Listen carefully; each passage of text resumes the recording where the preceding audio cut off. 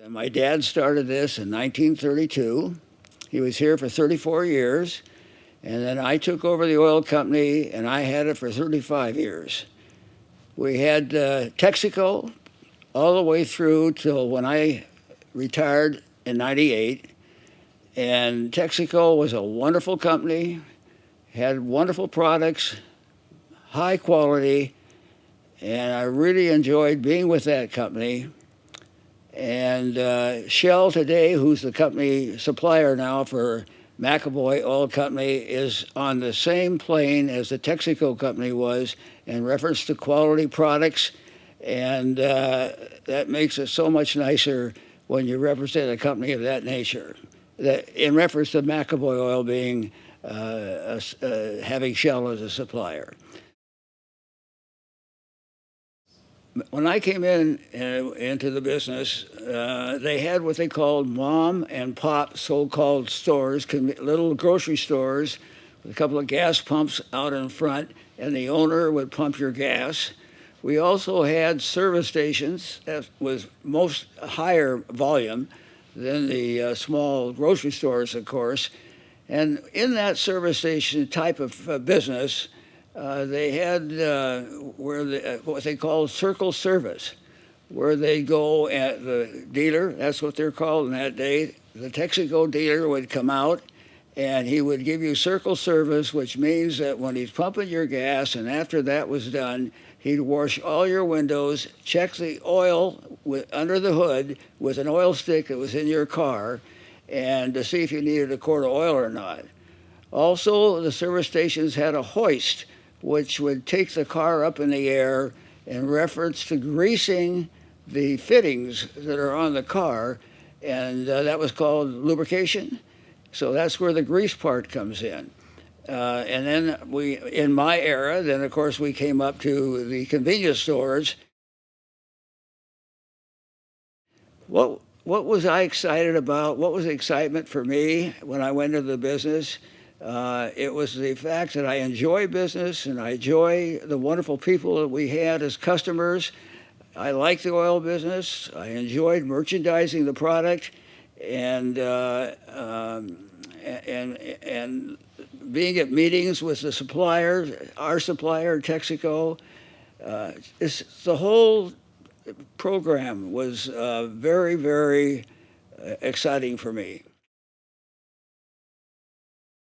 I was 37 when I took it over, but I'd been with my father for about 10 years, so it was not a difficult transition for me because of the fact I'd been in that business for some time, and also, as I said at the very end, I was handling that, most of that.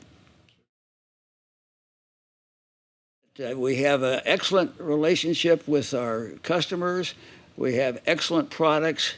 And we have excellent service, but above all, that we have integrity and honesty, because that's what is needed, and that's what McEvoy Oil Company has always had. This is obviously many years ago, but at Lake Samish retail store, we were having a problem with all the trees on public land that was in front, about 2 blocks away from the main store, but it was hiding the store from I-5. So I was fortunate. I had a college friend by the name of Dwayne Berenson, who was head of, in fact, there's Berenson Bridge going to Anacortes, and he's about my age. He's not living any longer, but he was the head of the Department of Transportation. He had 13,000 people under him. And I decided to go down and see him and take my customer with me and see if we could work out something to take all those trees down so that the store can be seen from I-5. And so I took him to Olympia. I took him down, introduced him to Dwayne, and I felt that was obviously pretty good service as far as we're concerned. Well, 3 come to my mind, and I'm certain there's many others, that there are others. One is my retirement party where I had 70 people were there. And my customers, there's an amount of my customers that were good friends of mine, and it was just wonderful for me to have them all there, or certainly a fairly good section of them there, and I found that as one delight. Also, secondly, a second situation was that on Ferndale, out in Ferndale, there was a new convenience store going up, and I was fortunate to get it going Texaco.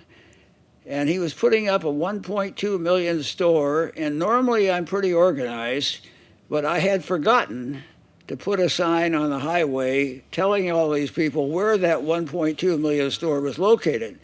So I called the Department of Transportation in Seattle and talked to the person for this area, and they said it might be 3 weeks to a month before we can get up there, and I said, I can't do that.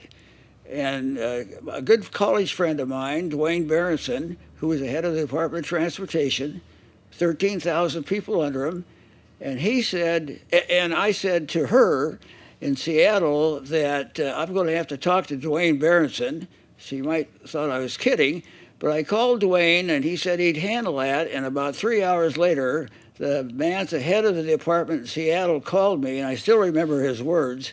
He said, Pat, Dwayne said to me, make it happen.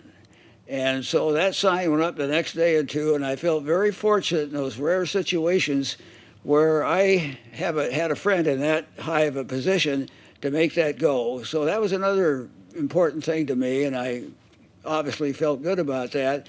And the third one that I like to speak to is that back in the days when they're getting I-5 together, we dealt with Goodfellow Brothers, which is a big construction company from Wenatchee, and we delivered their gas and their oil and greases.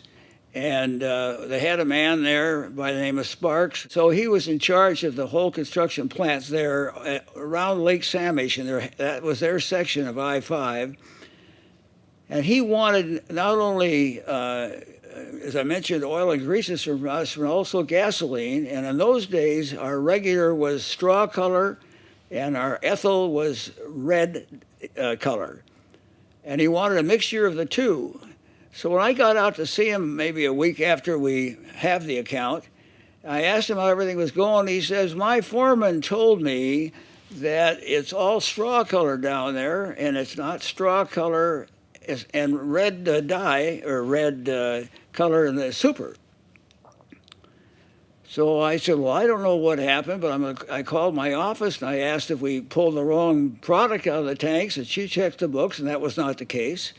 So I told him that, and I said, I'm now going to talk to the Texaco automotive engineer in Seattle, and I did. And that engineer said, Pat, I'm sorry, we forgot to tell you that from an economic standpoint, we're taking the red dye, we have taken the red dye out of the ethyl. So I went back out and I told Sparks that, and he said, how do I know that's the case? And I said, Sparks, I'm an honest man, and that's what he said. He looked at me and he said, Pat, that's good enough for me, and he put his arm around me, and we became very close friends.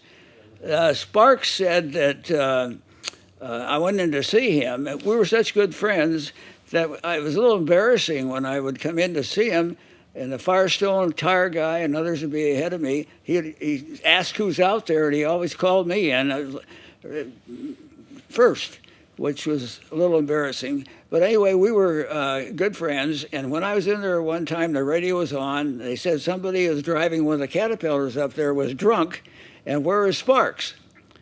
So about 10 minutes later, he came in, and I said, did you get that message up above? He said, yeah, I fired him on the spot.